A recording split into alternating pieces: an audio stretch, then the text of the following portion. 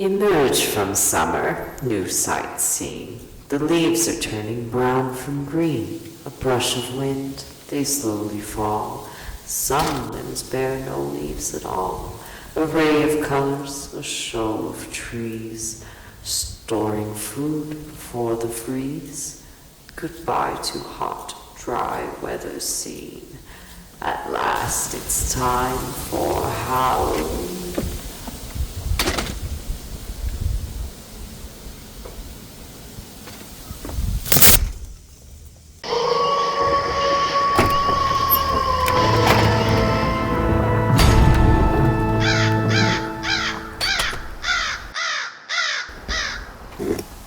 Despite my love of gardening dominating my life, autumn is my favorite season, and even though that means saying goodbye to the garden, I value this time of year so much, specifically because it symbolizes a reset, and especially in regard to gardening, this feels like a lesson, a reminder to wind down and rest and reassess.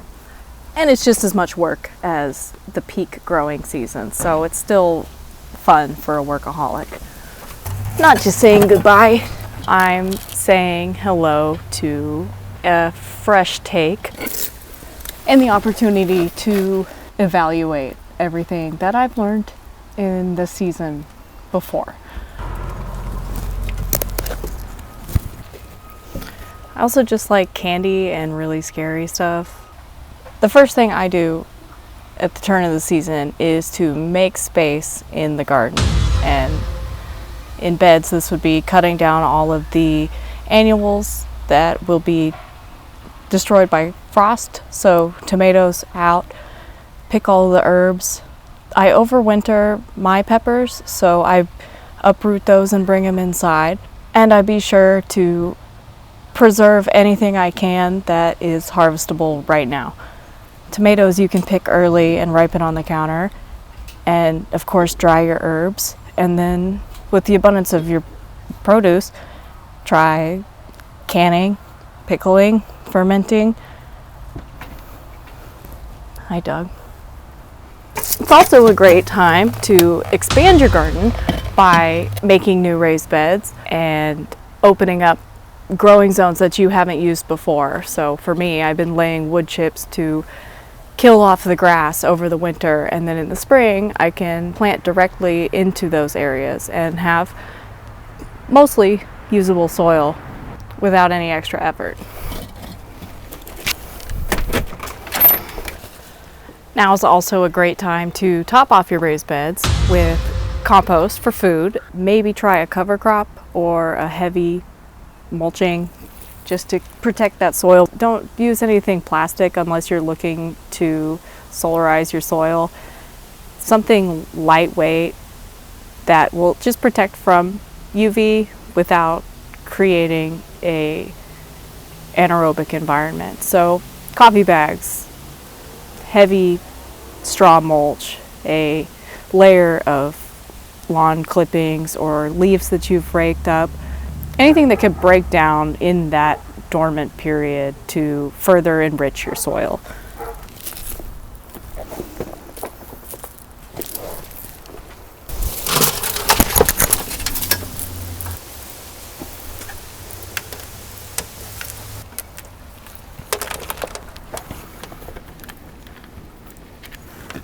This year, I'm experimenting with cover crops, so I've sown directly some peas, clover, alfalfa, something that can just grow quickly and then die off at the freeze. But if you haven't planned that far ahead, it's not too late to direct sow carrots, beets, cilantro, any cold weather crop if you give it a little bit of protection.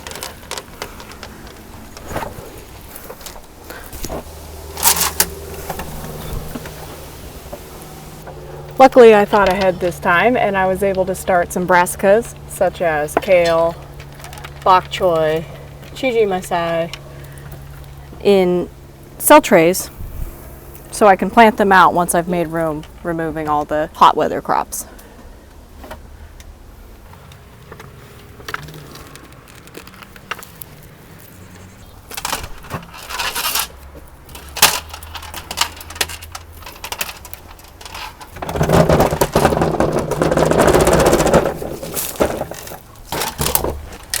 And just for fun, this year,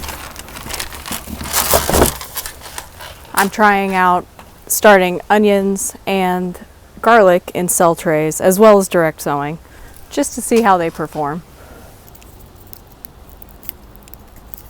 And protect your stuff from the freeze. So disconnect your hoses, drain your rain barrel, and bring in anything you can to a greenhouse. Protect the more hardy but still tender plants. You can get those little fancy covers for that too. I don't do that, but maybe I should.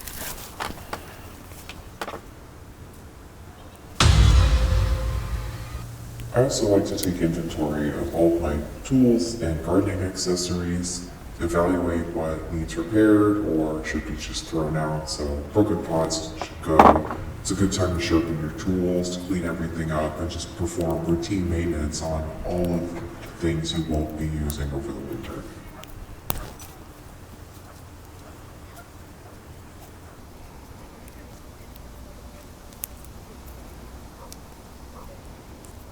Save your seeds. Now's the perfect time to spread seeds out that need cold germination. So perennial wildflowers, especially natives, grab a few and spread them throughout your yard for some bonus flowers next time. And if your plants are healthy enough, now is an amazing time to take a bunch of cuttings. If you have room for them inside, overwinter them and have new seedlings to either plant out or gift, rehome to anybody that would want some. If you have the room inside, it's definitely worth propagating. Plus, if there's a crazy freeze, it kills off one of your special plants, you'll have a backup.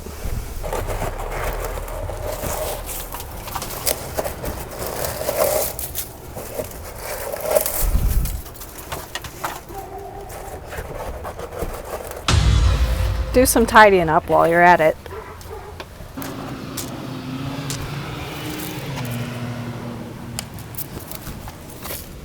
Hi, doggy. Great thing you can do for your garden in the off season is to make it a space that you enjoy even when you're not in it. So there's not this overwhelm when the time comes that you need to use it again. If you keep up with your chores now, that's one less thing on the list when spring rolls around to overwhelm you. And personally, I'd rather spend my time working out here in the fall, admiring the beauty and the change and the chill when it's a little more novel than in the spring when you're just waiting for it to stop being 40 degrees at night. Especially when you've already got way too much on your plate as it is.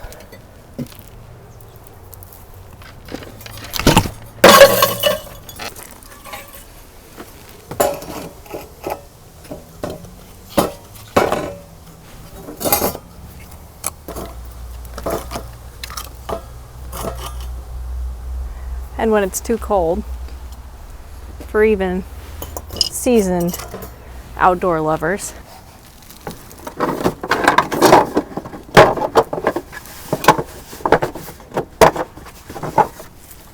I start to work on my inside growing space.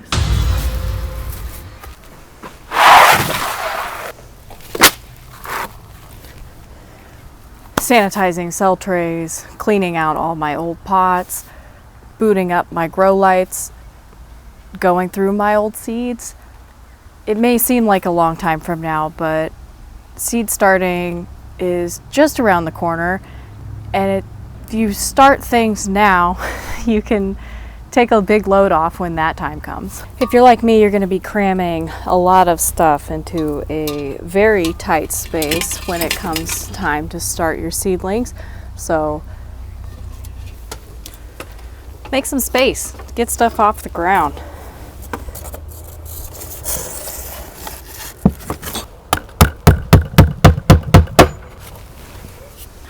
Plant shelves, macrame hangers, tabletops, stack your plants high and tight to maximize growing space in the off season. There's really no thing I would rather have out in the open in the dead of winter than an array of lush green life. Being able to pick herbs when you haven't seen a vegetable in a while is an unbeatable feeling. So I empty my bookshelves. Notebooks, knickknacks, they can all go in storage until all my little plant babies can go back outside.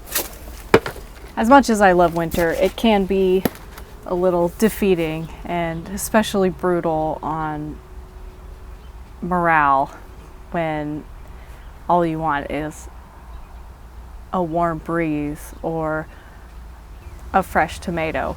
But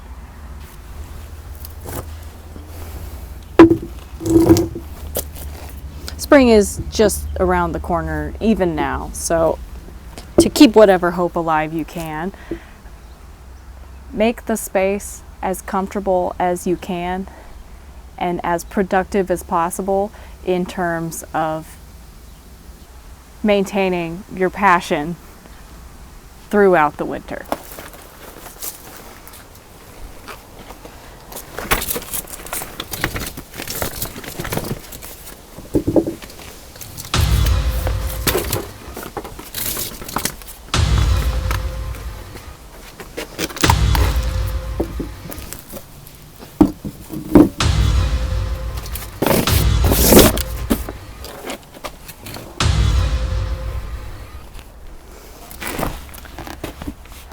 Most importantly, whether you are the type to welcome winter with open arms or the type that loathes cold or change, or if you live in a tropical climate, I don't know, I literally can't relate to your life. I'm having my fall moment right now. I try not to be so melancholy, even though fall is, of course, a symbol of death. And to me, before that rebirth, there is a period of rest, and I'm grateful for that. I've worked really hard, and despite the fact that I may not have a lot physically to show for it, I learned a lot this year, and I will continue to learn throughout the winter. It's a great time to read books, study new methods, to look into other gardeners' experience with their growth this year, and enjoy myself, especially once February rolls around and it's time to start planning for the year ahead. Once I'm ordering seeds, but I'm not going to jump too far ahead. This is a time to relish, and it's a time to reflect, and I'm just very grateful for the past season and all the struggles that came with it. Lots of success. And I hope your growing season was similar. If you've been along for the ride with me, I'm so grateful to have you. Your comments, your suggestions, any little shred that you've contributed to me and this channel. Thanks for being part of it, and look forward to seeing you throughout the winter. I'll probably be updating still.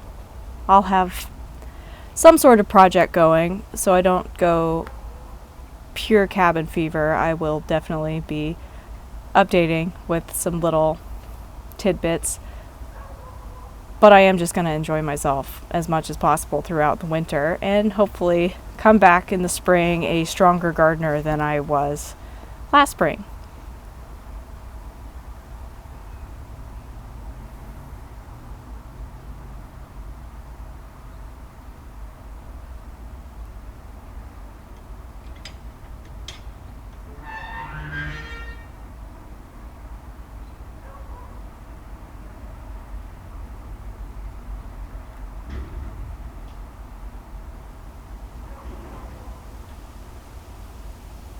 But anyway, Thanks so much.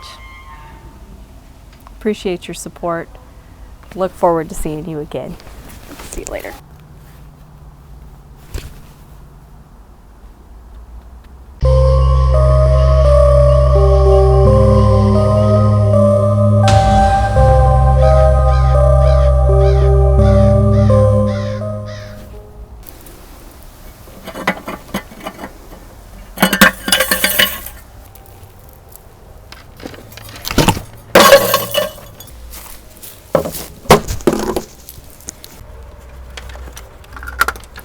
No!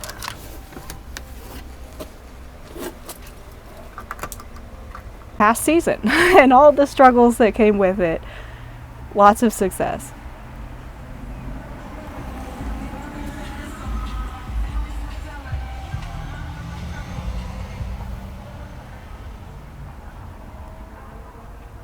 And I hope your growing season was similar.